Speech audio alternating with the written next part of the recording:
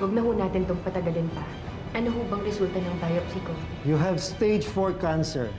And I'm afraid you only have 4 to 6 months to live. Bakit parang sobrang affected ka ngayon, Besh? Nag-aalala ako kay Mama na hindi ko maintindihan. Gusto kong makita si Ara, Ariel. Dadalhin ko siya sa'yo. Pero kung pwede sana, huwag mo munang sasabihin sa kanya kung anong dahilan. Anong ibig mong sabihin? Ariel, I'm dying. Paniwalang-paniwala si Rosel na meron siyang cancer at mamamatay na siya. Ang hindi niya alam, pakanako lang lahat yun. Mama, na-miss mo kita. Ako din, Ara. Pinaasa mo ko sa wala. Oras na para maningil ako. Anak mo ang aani sa lahat ng ginawa mo sa akin. Kumain muna tayo, tapos mamasyal tayo. Sige po, Mama. Rosel? Mama! Bilang na ang oras mo, Rosel. Hinding-hindi kita titigilan. Pahihirapan kita dyan sa inaakala mong sakit mo.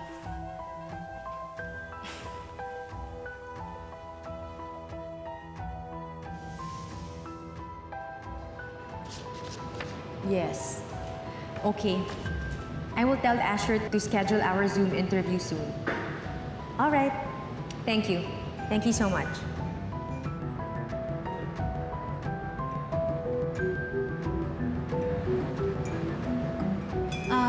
Gwen? Magkikita-kita nga pala kami ni Ariel at Ara mamaya. So, kung pwede sana, ikaw na munang bahala kay Bella. Uuwi rin ako agad. And also, if possible, wag mo na lang muna sana mabanggit kay Bella kung saan ako nagpunta. Okay, sige. Walang problema. Pero, inumin mo muna to. Herbal tea yan. Para makatulong sa pagpapalakas ng resistensya mo. Thank you, Gwen. Pero sa lahat gagawin ko para maalagaan kita at hindi kita papabayaan. Sa abot na makakaya ko. Salamat, Gwen.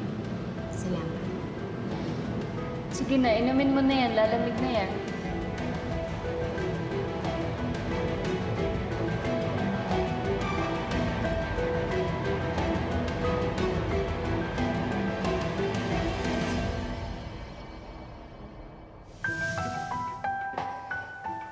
Hinding-hindi ko nahahayaan na mabuhay ka pa ng matagal, Rosel. Pahihirapan kita. Paiikutin kita sa mga kamay ko. And when I'm done with you, sisiguraduhin ko na mapupunta sa akin lahat ng kayamanan mo na alam kong para sa akin.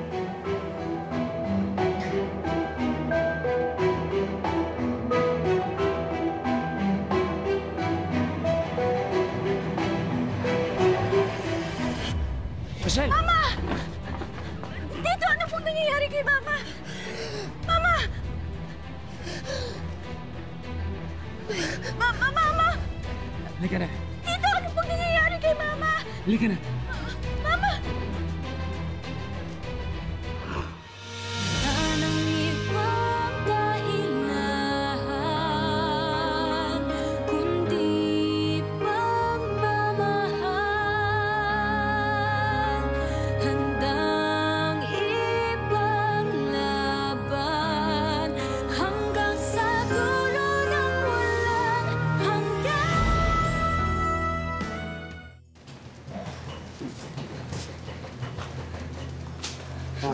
Mama.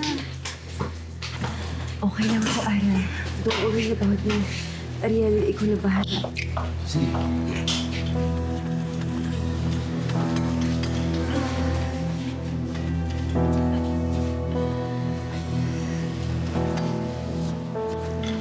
Kumusta po kayo, ma'am? Kukuha lang po kami ng information. Ano pong pangalan mo? Rosel, about my decision. Bakit po kaya nagkaganyan si Mama? Di ba po ang lakas-lakas niya pa po kanina? Tapos ang saya pa nga po naming dalawa eh. Tapos ngayon po bigla po siyang manghihina. Alam mo, Ara, mabuti pa. Hayaan na lang muna natin yung mga doktor niya mag-alaga sa kanya. Sigurado ako, lalakas din ang mama mo.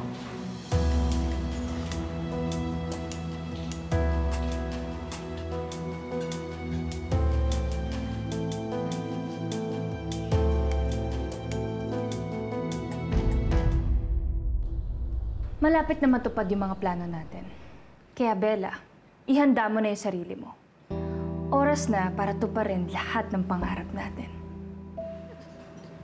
Teka, pero di ko pa rin gets yung plano mo. Paano mangyayari yun? Eh, wala naman talaga siyang cancer. Kahit isalin pa niya yung kayamanan niya, baliwala lang din yun. Pwede ba? Huwag mo nang intindihin yan dahil ako nang bahala sa lahat. Teka muna. May katwiran naman si Bella. Kung gagawin natin yon, dapat alam namin. Oo nga. Kasama ba kami sa plano o ginagamit mo lang kami? Nagre-reklamo kayo? Ha? Bakit? May choice ba kayo? Ang sabi ko, sumunod kayo sa mga gusto ko dahil kung hindi kayo susunod sa mga gusto ko, alam niyo na kung ano mangyayari, di ba?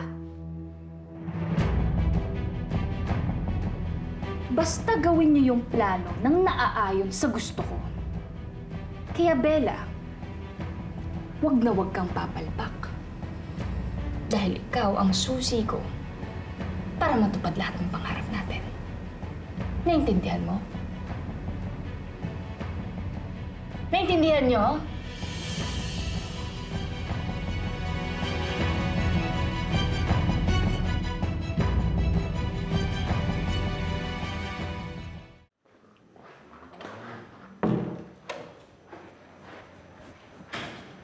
Saan ka pupunta? May kipagkita ako sa mga friends ko.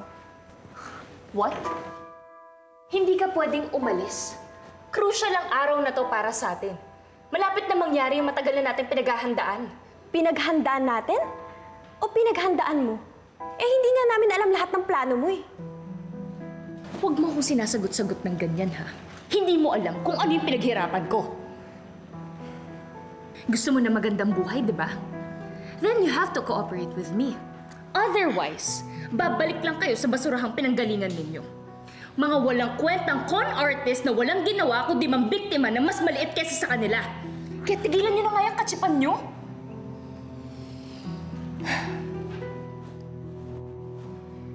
Remember what I'm offering you is an opportunity of a lifetime. Maswerte nga kayo dahil kayo ang napili kong isagawa tong plano ko.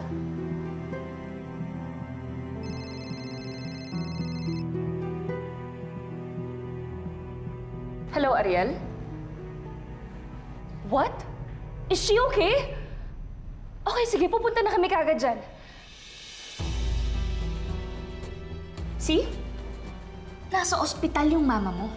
Kailangan niya tayo. Lalong-lalo ka na. Ito na yung pagkakataon na hinihintay natin. Kaya maghanda-handa ka na.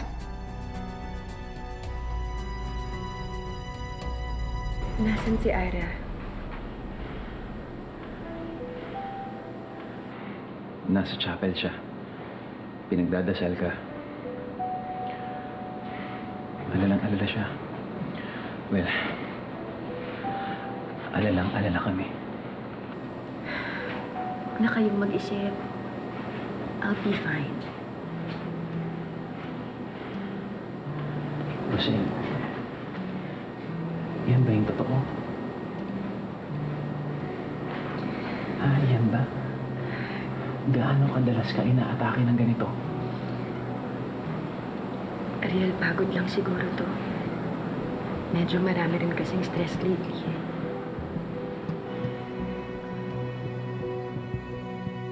Yan ba talagang totoo, Rosel? O may kinalaman to sa cancer mo?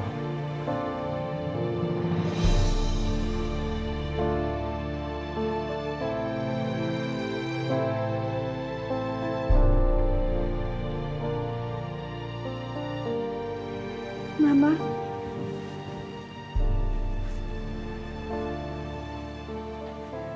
Cancer? May cancer po kayo?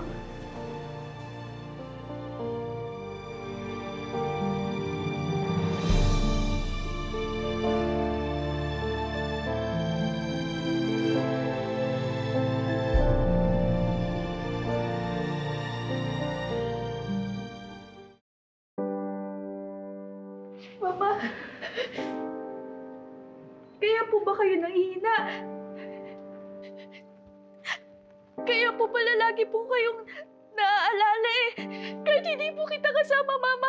Nararamdaman ko po na may pinagdaraanan kayo. Shh, tama na. Tama na. Huwag ka na umiyak. Pero, Mama, bakit sa inyo po nangyari to? Hindi ko rin alam, anak. Mama, ayaw mo po mawala po kayo. Ara, sino ba nagsabi sa'yo na mawawala ako? Kung ano man tong cancer na to sa katawan ko, lalabanan ko to. Magpapagamot ako. Magpapagaling ako. Para magkaroon pa ako ng mahabang panahon na makasama ka tsaka si Bella. Pangako ko sa iyan, Ara. Lalabanan ko to.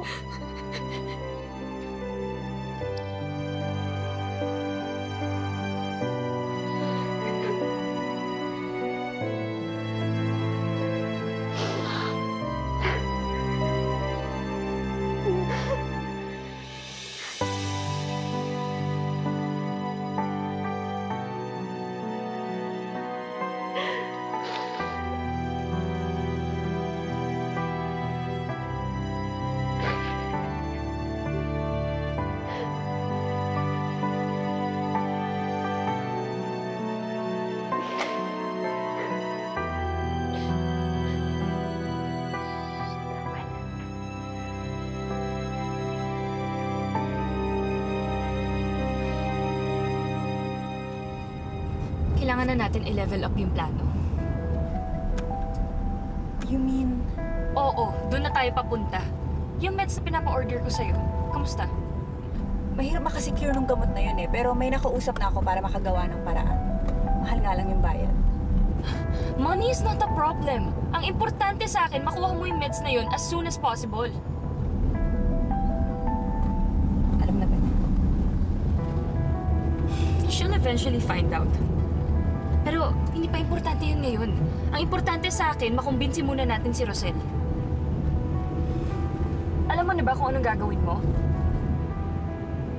Siguraduhin mo lang dahil naiinip na ako. Gustong-gusto ko na matapos to.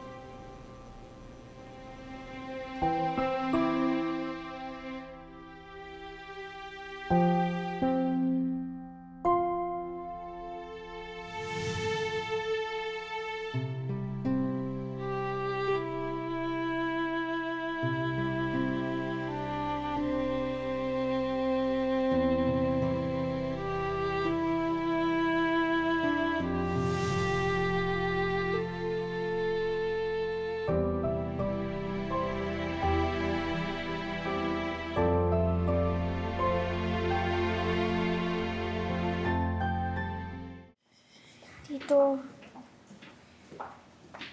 bakit po kaya kay Mama pa nangyari to? Yan din ang tanong ko. At mahirap ang sagot. Kasi hindi naman natin alam kung anong dala sa atin ng kapalaran. Pero Tito, ang bait ni Mama eh. Lahat ginagawa niya, sinasakripisyo niya para sa mga taong mahal niya. Kaya sobrang unfair na nangyayari sa kanya lahat ng to. Alam ko masakit. Pero meron talagang mga bagay na sobrang hirap at sobrang sakit. Pero kailangan natin tanggapin. May plano ang nasa itaas. Magtiwala na lang tayo na magiging okay ang lahat. Ariel, kamusta si Rosel? Nandun siya sa kwarto. Parating na rin yung doktor niya. Bella, ano ginagawa mo dito, Ara? Pinalis ka na nga, di ba? Pinipilit mo pa rin sarili mo dito? Bella, tama na yan. Di ba paalis na kayo?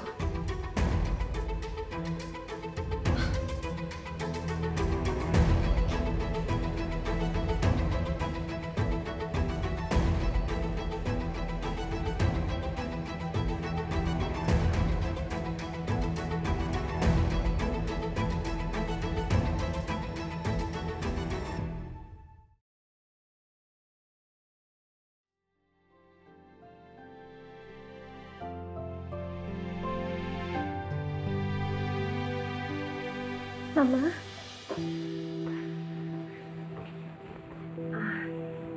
Bella, anak.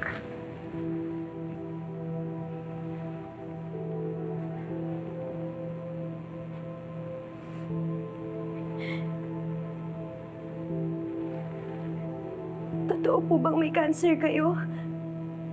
May taning na po ang buhay ninyo? Bella. I'm sorry, Rosel. Hindi ko na napigilan sabihin sa kanya yung totoo. Tanong kasi siya ng tanong tungkol sa kondisyon mo eh. Hindi ko na rin napigilan yung nararamdaman ko. Naiyak na lang din ako sa harapan niya. Kaya, nasabi ko na tuloy sa kanya yung kondisyon mo. Mama, paano po yun may taning na po ang buhay ninyo? Gano'n na lang po katagal? Ang sabi ng doktor, 4 to 6 months daw. Mama, totoo po ba yun? Wala na po ba ibang paraan para gumaling kayo? Siyempre, anak, may paraan pa. As long na hindi tayo sumusuko. At pangako ko sa'yo, nalalabanan ko to. Mama, please, huwag niyo po akong iwan. Ngayon na lang nga po tayo nagkasama ulit eh. Ang tagal ko po nagtiis na walang mama. Ngayon na lang po ulit.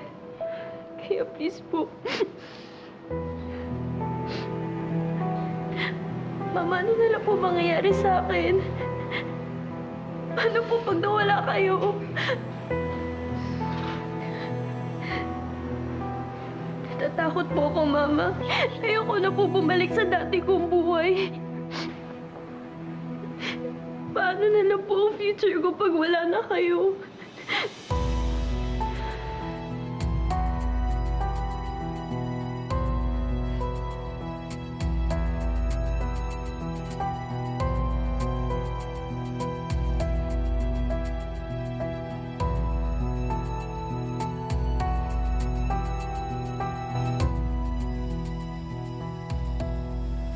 Ay, nako, anong oras na?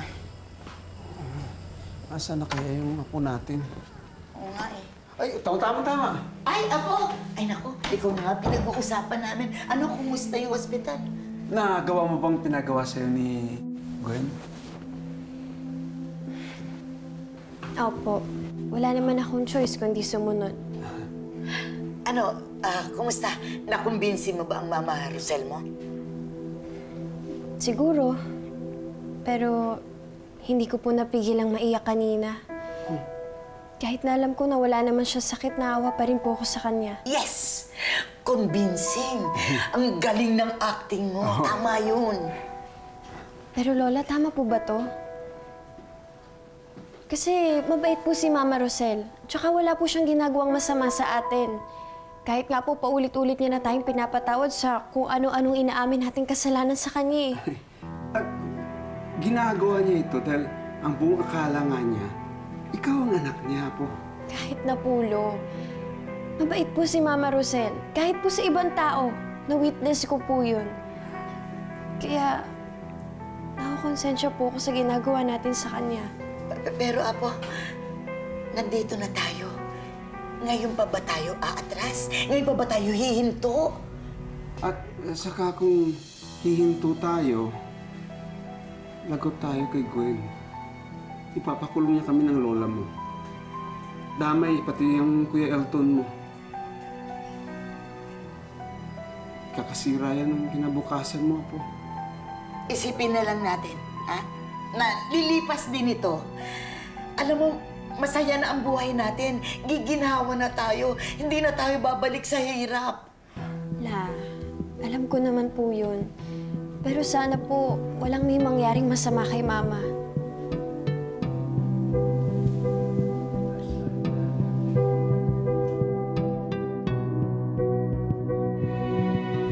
Lord, kayo na po yung bahala kay Mama. Lord, huwag niyo po siyang pababayaan. Sana po, Lord,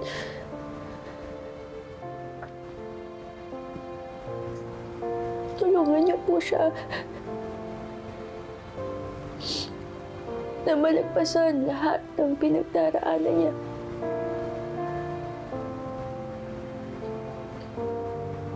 At sana po, tulungan niyo po kami ni Bella na mapagaan yung loob niya. Lord, Lord,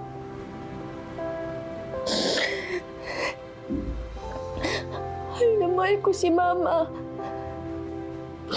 Please, Lord. Please. Please, Lord. Huwag niyo po muna siyang kunin sa amin. Please, Lord.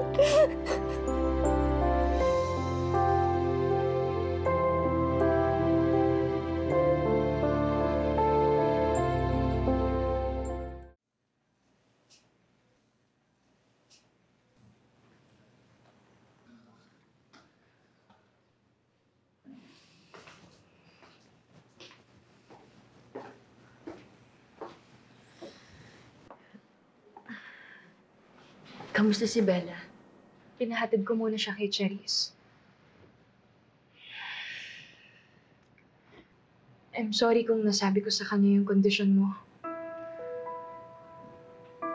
It's okay. Mabuti na rin yun na nalaman niya. Rosel, takot na takot si Bella. Para siyang nawalan ng security para sa future niya nung nalaman niya na ganyan yung kondisyon mo. Nakita ko nga. Hindi mo naman siya masisisi.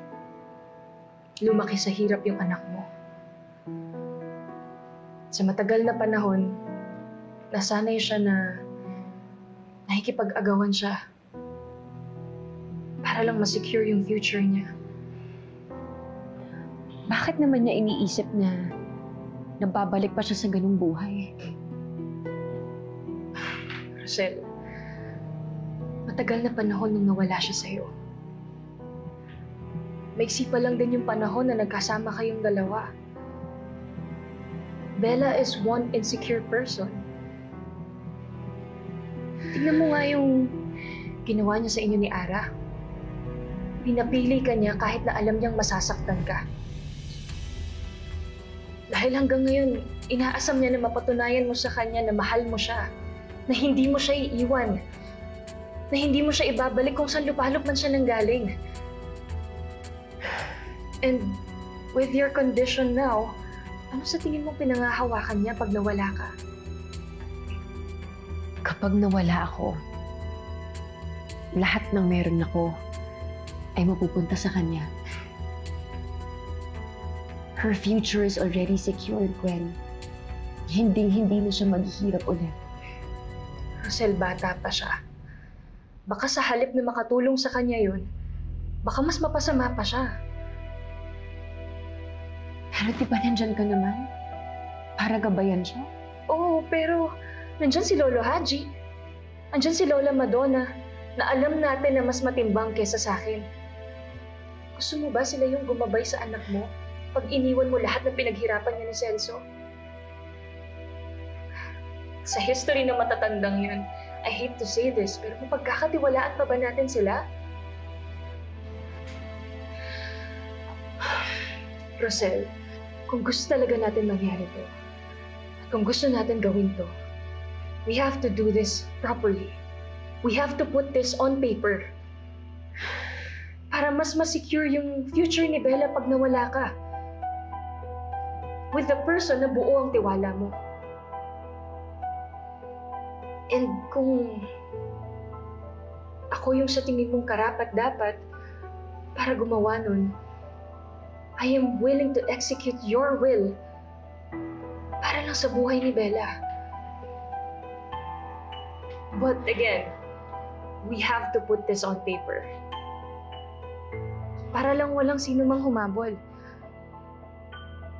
Gwen, sandali lang. Hindi ba masyado pang maaga para pag-usapan natin to? Rosel, nagiging practical lang ako. Di ba sabi mo nga sa akin, napaka-unstable ng kondisyon mo? Gusto lang naman natin maging maayos ang lahat.